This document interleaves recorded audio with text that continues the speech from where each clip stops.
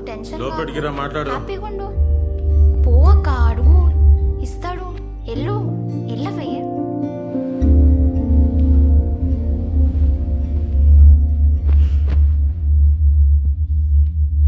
రా. ఏంది నా భాగం నీ భాగం అంటున్నావు? ఏంది నీ అయ్య ఎంత తప్పు చేసినదో తెలుసా?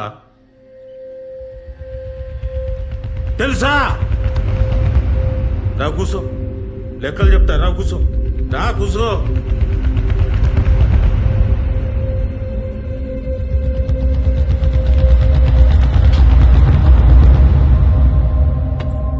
ఏమైందక్క?